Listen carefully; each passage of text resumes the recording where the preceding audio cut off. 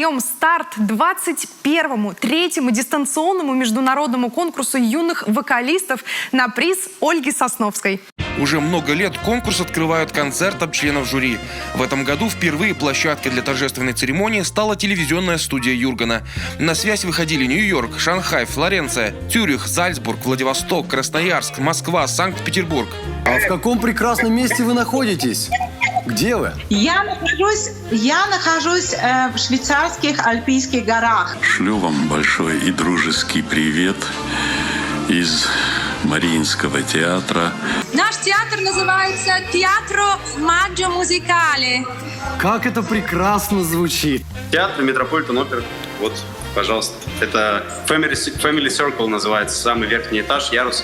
Я сюда забрался, потому что здесь нет людей, и можно говорить. За мной Линкольн-центр Плаза, площадь Линкольн-центра. Там известнейший фонтан.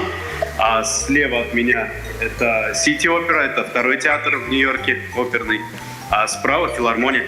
Прекрасно. У вас были большие... Там Бродвей, там такси. Привет Бродвею.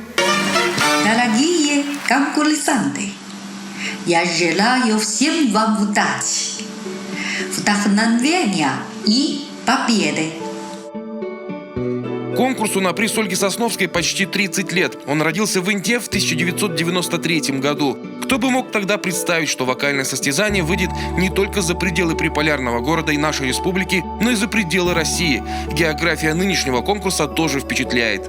Я сейчас точные цифры не скажу, потому что очень обработка требует много времени. Поэтому могу сказать, это более 130 заявок из 8 стран мира. Я вот для себя специально записал. Безусловно, это Россия, это зарубежные страны. Китай, Германия, Италия, Нидерланды, Литва, Беларусь. То есть наша география пополнилась списком еще новых стран. Активными участниками трансляции стали зрители. Для них организаторы придумали конкурс комментариев. Автор самого интересного текста сможет посетить финальный концерт проекта в Москве 21 декабря в Рахманинском зале.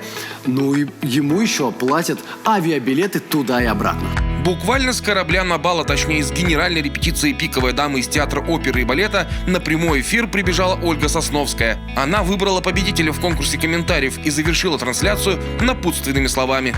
А мне хочется пожелать нашему конкурсу многие-многие лета, чтобы он жил вечно, чтобы всегда дети, юноши, девушки любили петь, потому что это действительно дар Божий.